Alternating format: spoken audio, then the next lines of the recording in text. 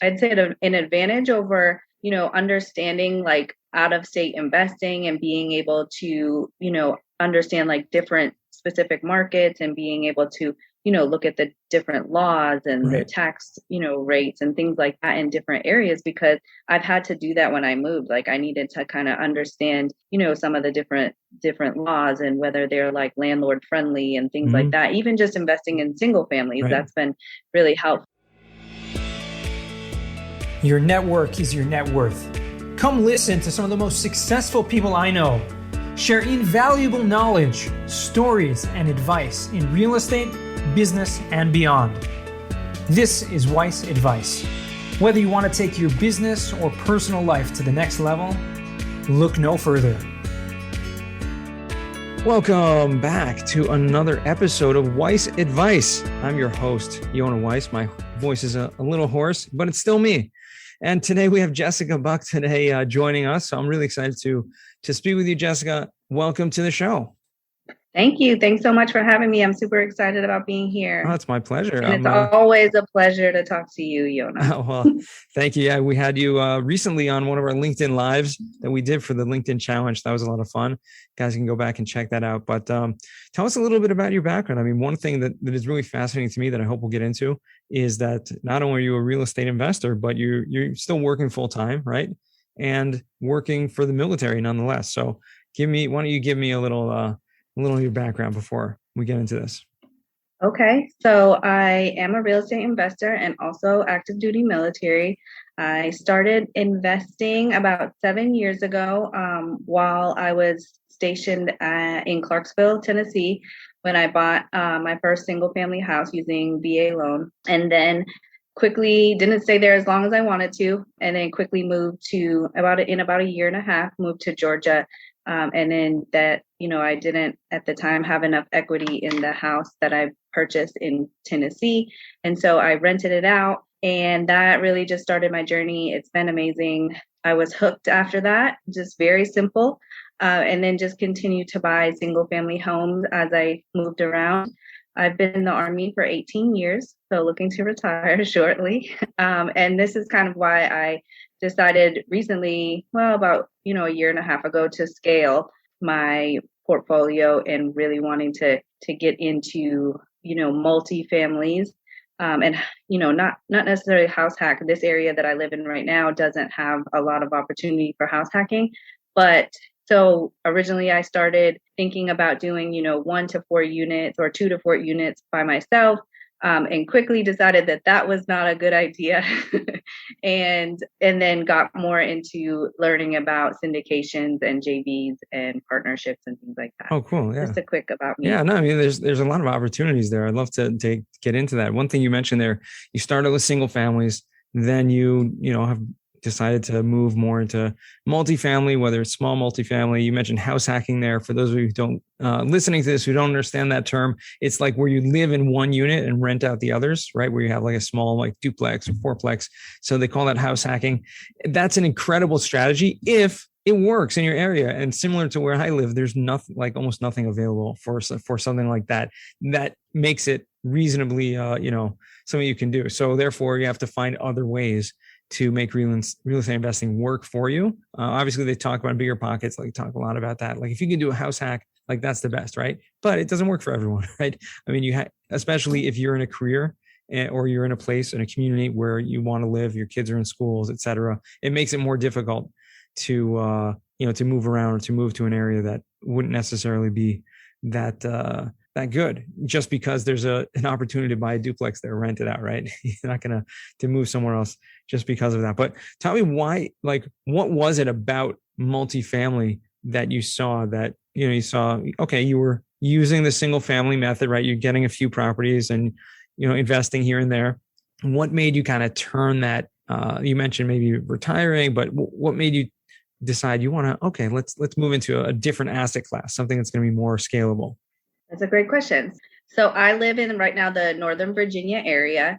And like you just said, the house hacking opportunity was not available to me. One, being in the military, I can't just move around like I want to, or, to any area that is able to, to make that work for me. So in addition, I have kids in school, and so I wanted to keep them in the same school district and things like that. And so, I was very limited to location. So I started looking about an hour or so south of me in the Richmond area, or even so far, even 2 hours down to like the Norfolk, Chesapeake area. I had gone down there a couple times to look at some houses, to be able to just, purchase, do some rehabbing on them, and rent them out, to rent both sides out, just have a rental property.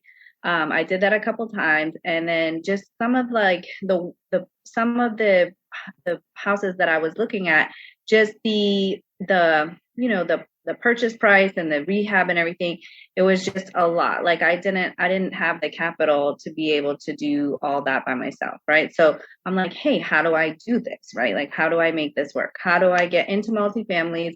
How do I do this without having a ton of capital and being able to, do everything on my own, right? So I was like, and I didn't necessarily want to do things on my own. I was new to it. And so I was, looking for somebody that wanted to partner with me and kind of just, and so that got me into looking into multifamilies. And I started reading about, partnerships and general partners and limited partners and syndications and just kind of JV. And then I was on Facebook. I joined the Facebook group called Apartment Investing Secrets, which is run by Mike Ely. And so I really just reached out to him and was like, I had seen that he'd been doing it for a while. He understood, he really was smart about it. And I just emailed him one day, reached out to him and was like, hey, how do I join this group? I want to learn more about it. I'm ready to get started. I'm serious about, making this work. And he said, great, sent me the information, and I joined his mastermind group. And that's really how I've done it. And it's kind of, I haven't looked back since. I started investing passively, and now part of an amazing GP team. And it's just been great. That's it's awesome. It's been, and the multifamily thing, the other thing that attracted me the most was like leveraging, again, because I didn't have a ton of capital of my own. I wanted to like leverage, being in a mastermind, you can leverage other people's experiences. You can leverage, their capital, their, so many other things. And so that is another thing that really attracted me to being able to, get into a mastermind and partner, or, be a part of a group that's already doing it, right? Like what else For sure. is better? Right? Yeah, that's amazing. No, I mean, and just to, for our listeners, if you want to go back, we had Mike Ely on this podcast, and he was an incredible story. It was one of my favorite episodes. And I always say that about every episode, but it really was, because he just has an incredible story, kind of rags to riches type thing, where went broke and kind of made everything back. And now what he's doing is helping people like yourself through partnerships, through masterminds, and able to leverage, like you said, leverage a lot of other people. When you're doing with a team, you can get a lot further. There are certain things you don't like to do, right? There's definitely things I don't like to do when it comes to real estate investing. That's why I like to find partners who do the things that I don't like to do, and then that they do enjoy doing. And you can kind of leverage that. I mean, when you own a single family and you're doing like rehab and renting, like you're doing everything, right? Everything. Like you don't have someone, unless maybe you have a property manager, but then you're probably not making a lot of money if you're having it, run like that. What was that like? The other thing too. Oh, sorry. Yeah, go ahead. I was just going to ask you, was that one of the other reasons why, like, in terms of like doing rehab and doing that kind of stuff, is those things that you enjoy doing? Yes. No, not really. I mean, no, I do enjoy it. But I mean, I was at a point where I just didn't know enough about it, right? Like I needed to get the experience. I needed to learn more about how to do it and who to, how to network, how to, meet contractors that, you can trust and, build a team. I think that's the biggest thing. And that really what, Mike and everybody else in the group kind of teaches is like building an amazing team. I mean, he like you said, from rags to riches. The other thing was like, he's very relatable, right? So being able to, and everyone else in the group, and it's not just him, there's the, 20 plus other people in the mastermind group. So everybody is just amazing. They're all, wanting everyone to succeed. They're willing to help. They're willing to, share their experiences. They're willing to partner with you. They're willing to, and that is all what attracted me. But yeah, I mean, like you said, I don't love every part of it. I'm very passionate about real estate investing. I really love the entire process, but the individual tasks and things that need to be done, are not always my my strengths. I definitely have weaknesses. And so I know a little bit about everything in the process, but, my strengths are not everything. And so being able to partner, that was another thing that really attracted me, was being able to partner with people that, you can learn from and be able to, hone in on your weaknesses and be able to make and get better. For sure.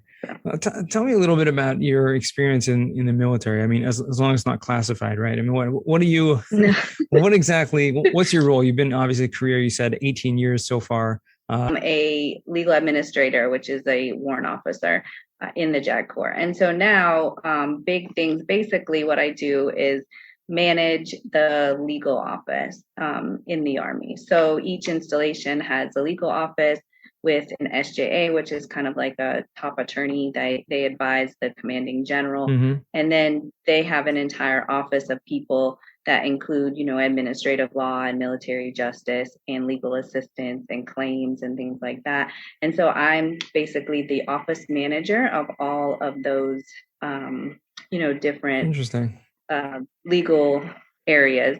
And so I do like the budget and a lot of the administrative tasks, travel and training.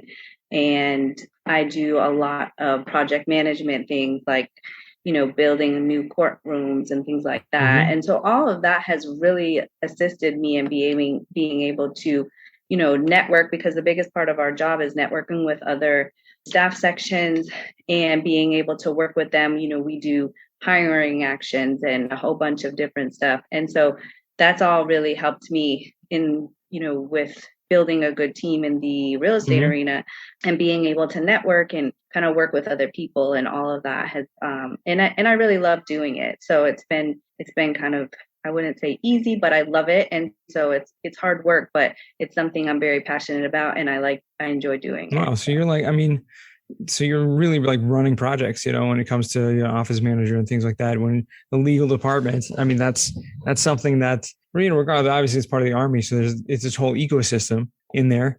But so too, just to kind of use that analogy, any really real estate venture is its own kind of ecosystem, its own business project.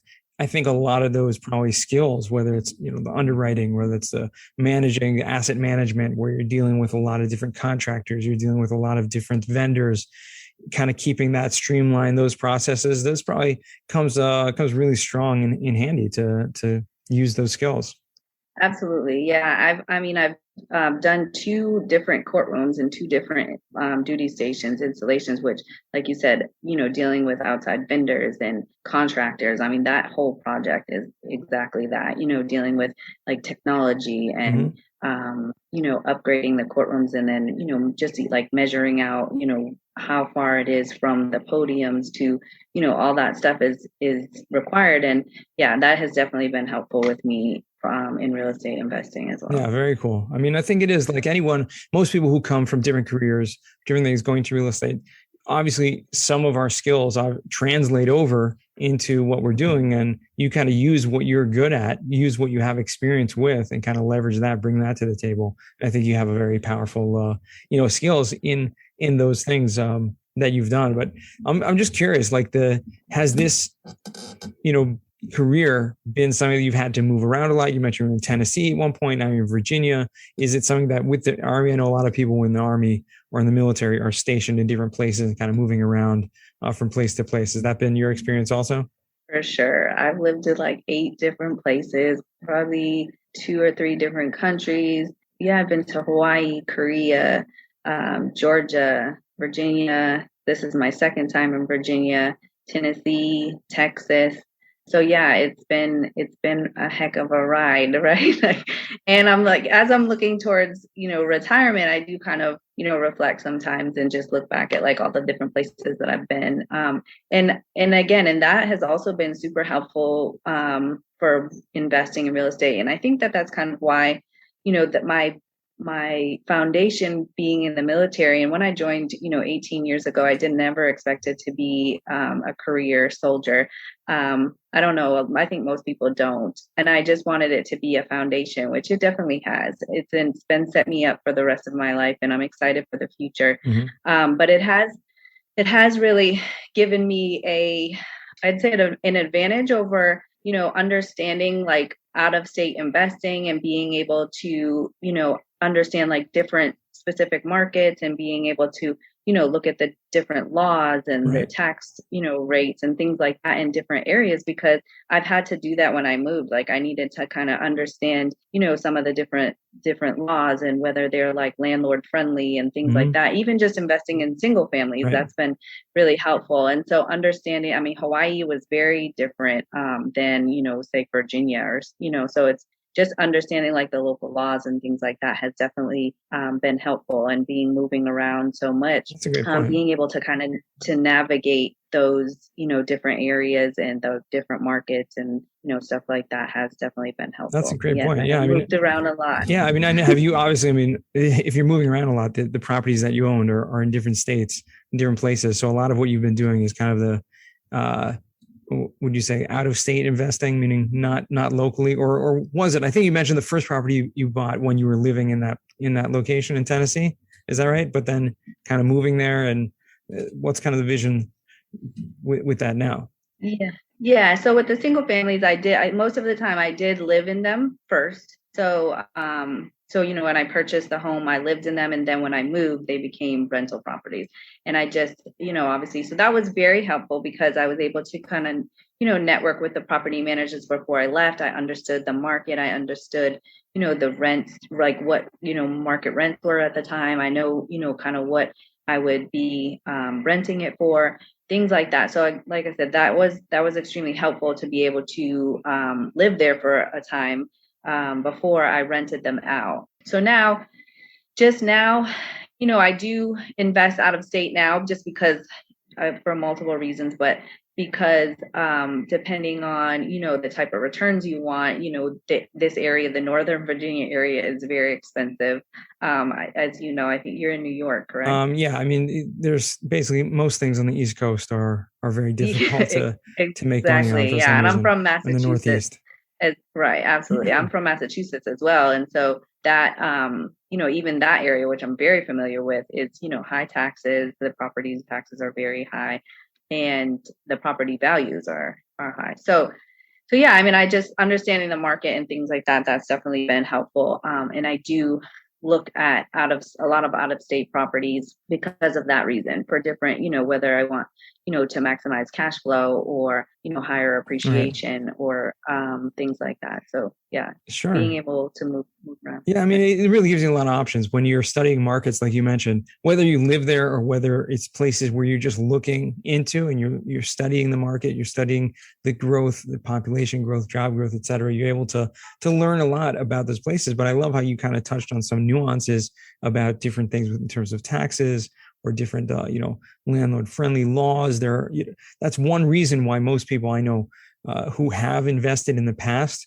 in New York have moved out a lot of their capital, mostly to the Midwest and Southeast, just because the landlord laws are so difficult there. It's almost impossible to make money. I mean, there's rent control, there's all kinds of stuff. Besides for the moratoriums that people weren't even paying rent for the last year and a half, not even getting to that, but just simple things like, you can't evict someone. Even before the COVID moratoriums, you couldn't evict someone, you couldn't raise the rent, things like that. It just became very difficult to make money and long term, especially with multifamily. Obviously, there are other types of asset classes. Real estate is a big industry. You can invest in many different things, make money in so many different areas. But multifamily has probably in it the most benefits from what I've seen, at least from almost any other asset class that's out there. Is there, I wanted to ask you about, in term finding partners, and obviously you came through this partnerships that you're creating now, the general partnerships that you're part of through this mastermind that you joined. Is there any downside to that? I mean, would you consider doing something on your own or maybe finding partners in a different way? Or do you feel like the mastermind is kind of, obviously it's helped in a lot of ways, but is it also kind of limiting, like, okay, now we need to partner with these people to do a deal? Just get your feeling on that, because I know a lot of people come through the show, they've been on masterminds, and I respect a lot of them out there. I'm just curious to hear, maybe some of the downsides, if there are any. Yeah, so actually I've passively invest with the people in the mastermind group, but I have not GP'd on with them. So my GP team is actually someone that I met through LinkedIn. Oh, cool. And so we communicated, we talked a few times and we really, connected. He has a lot of experience already. He has about, over 800 units. And so he was just really willing to kind of take me under his wing. And he has a team already. And so I kind of just joined their GP team and been doing a lot of underwriting with them, kind of, due diligence. I've gone out to a couple properties and helped them do that and things like that. So starting out, and just like I said earlier, kind of, strengthening my weaknesses. Underwriting is not a strength of mine, but I've gotten a lot better at it in the last, even just few months. And so, and then just, he really takes the time to kind of, sit down, explain. We meet, multiple times a week and just go over different properties that we have in the pipeline and, the IR, just the specific numbers and returns and things like that. And so that has really been helpful.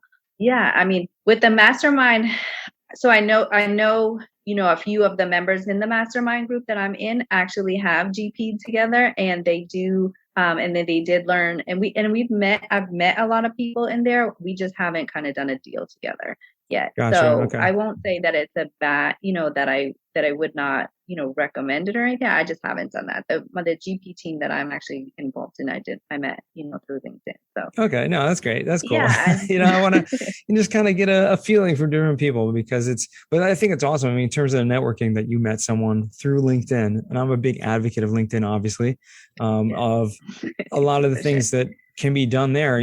That's exactly what I advocate about, right?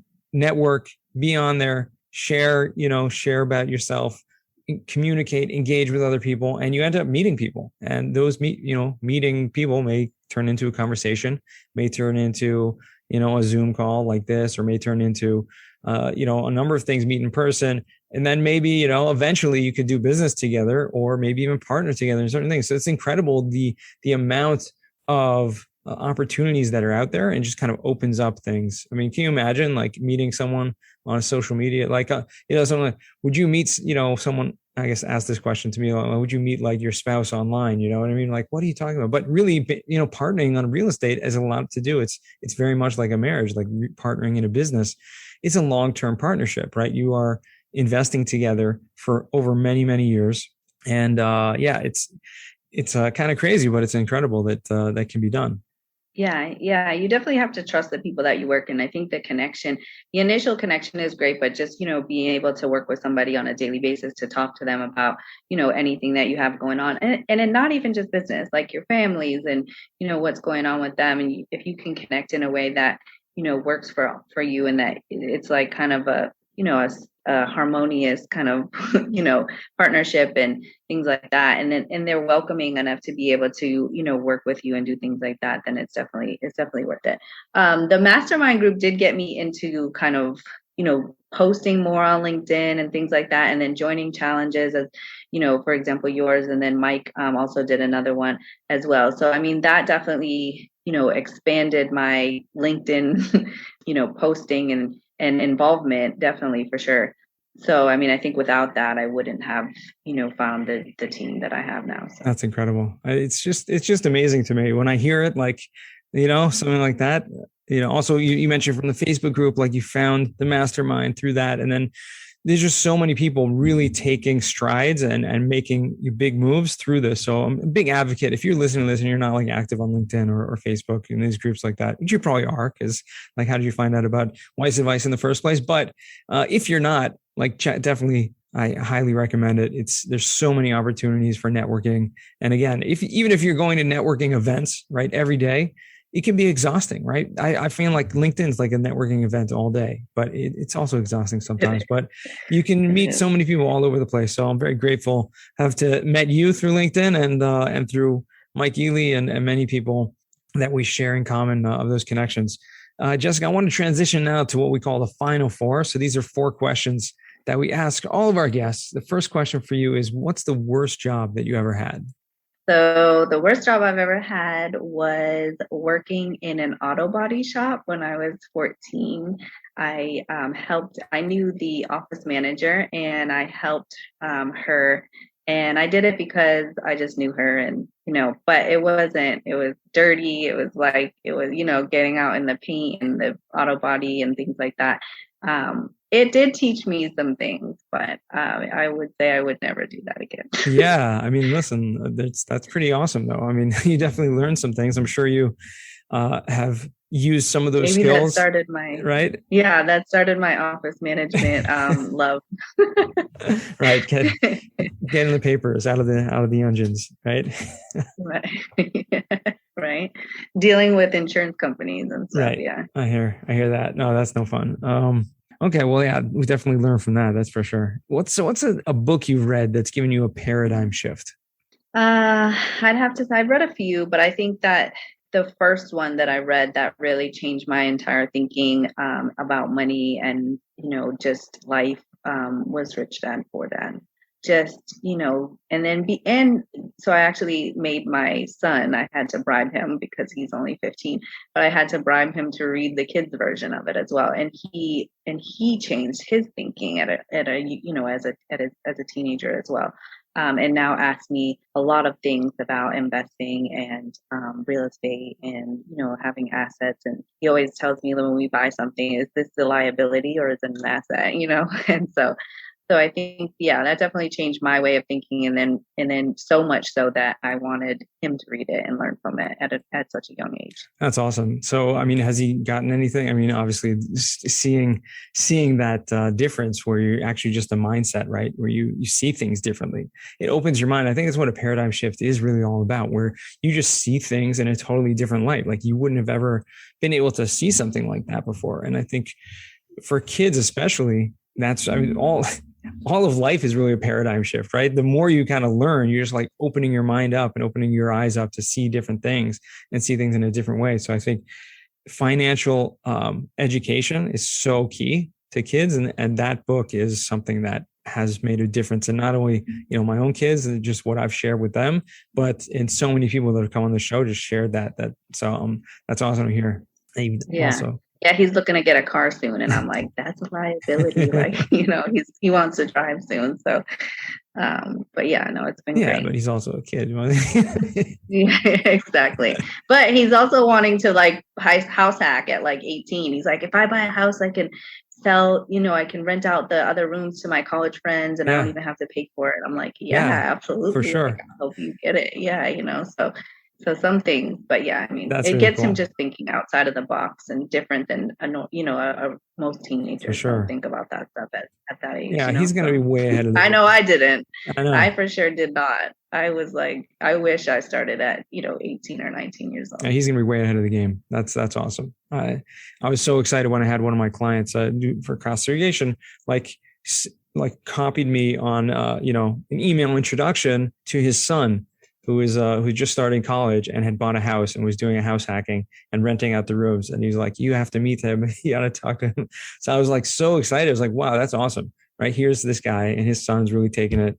And he knew what he was talking about. Like he was, 18, 19 years old and really, he knew his stuff already. I was really impressed with the kid. So there's never too early of an age to start. No, for sure. And he's really good with numbers too. So I'm like, maybe you can help me someday. Yeah. Awesome. So the third question, I want to skip the fourth one already, but the third question is, what's a skill or talent that you would like to learn? So I'm a typical white female. Well, I guess that's not fair. But the stereotypes is that. So I would like to dance better.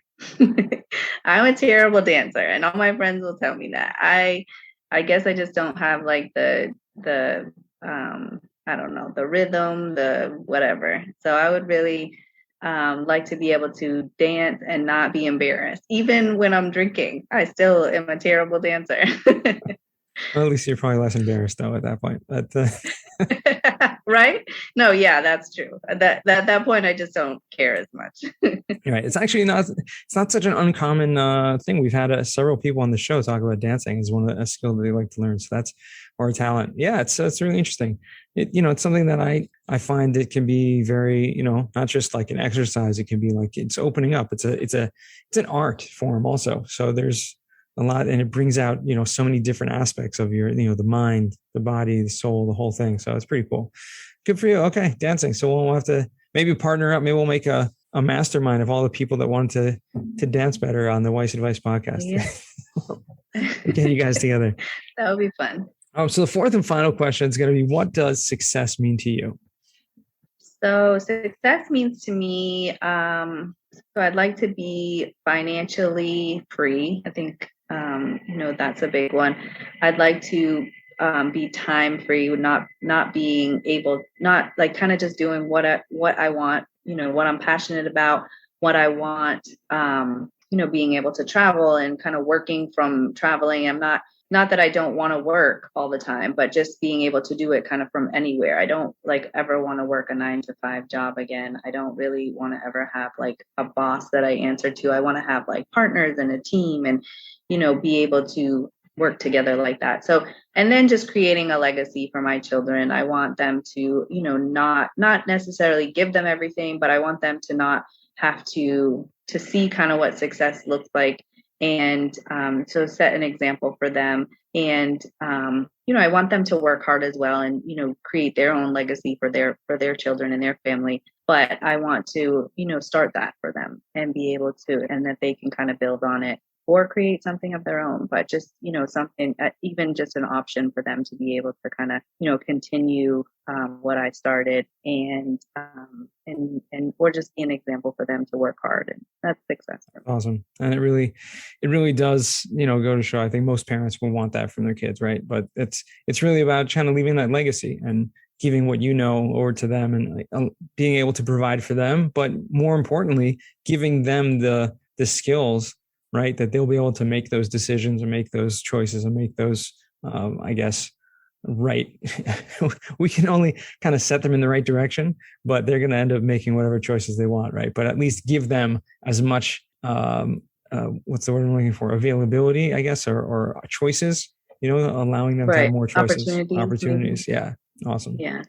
Yeah. I grew up in a very, a household that thought very differently about investing and finances and things like that. And it wasn't back in the 80s and 90s, it wasn't talked about as much, right? It was just kind of everybody did their own thing and they, made money and did this, but they didn't it wasn't discussed as much. And I wish that it was. I wish I had started a little earlier, but I mean, I want to, do that and honestly, so in schools, my son last year took a money management class as a freshman last year, which was amazing. I was like, that I love that. I was so happy that he would tell me, he was learning about, mortgages and investing and credit cards and interest rates and things like that. And so I guess, the world has definitely changed in that, in that sense, because that was never a thing, back in the 80s and 90s. Yeah, for sure. So that's good. Yeah, I never had anything like that either. So, but it's good. The things that are available. I'm always skeptical when I hear that though, that who is, because in college, there were a course like that, but usually the professors that were teaching had no experience of their own. They were just kind of, they had textbook experience, right? But it's always good to learn what you're doing in the mastermind, right? You're able to actually share the knowledge and the experience of the people who are actually doing things. So that's really what we need. That's what kids need also. More masterminds or type of kind of apprenticeships of sorts. That's right. Those are really, that is awesome. I would love to get my kids into one of those. Well, awesome. Well, maybe you can start one. There you go. That's true. Maybe I can. I'm sure there's a lot of other people out there that would be interested in something like that have That's teenagers true. get together and learn the stuff, or just, do a Zoom, like we have these masterminds or all these networking things. Why wouldn't teenagers want to do that also? Maybe, do it with people all across the country. Great idea. Yeah. That's a good idea. Yeah. Check it out. Maybe we'll make it happen. But yeah, thanks so much, Jessica. Where can our listeners find you or reach out to you? I'm on LinkedIn. Also, my email is jessicabuck@tjrinvestmentsllc.com. You can email me at any time and I'll get back to you. I don't currently have a website or anything like that, but LinkedIn, Facebook, and the email, or my phone number is 978-440-0738. Give me a call. Awesome. So we'll put that in the show notes. Also, anyone who's interested in looking into that, reaching out to you, and just get connected. It's always good to meet other people in the space. I appreciate you taking the time today. It's been a lot of fun. Great conversation as always. And, hope you have a rest of your day is very inspiring. Awesome. Thanks so much, Yona. It has been great. It's been super fun and I'm excited, and always great to talk to you, as I said. Thanks. Have a great day. Awesome. And to our listeners, remember, the best advice comes only when you ask. Real quick, I have one question for you. Did you like this episode? If you did, I want to ask you a huge favor. See, the biggest thing that helps this podcast grow and that will spread this message to the whole world is that if you leave a review, a rating, and subscribe to the podcast. What that does is it basically tells the platforms that this podcast is out on is that you like my stuff and I'm doing something right. So take a few seconds out of your day, hit that subscribe button, leave a rating or review. I would be extremely grateful. Also, I want to hear from you guys. So I want to hear some feedback. If you have any questions for future episodes, please find me on LinkedIn. Send me a DM, a connection request, Yona Weiss, and I'd love to hear from you.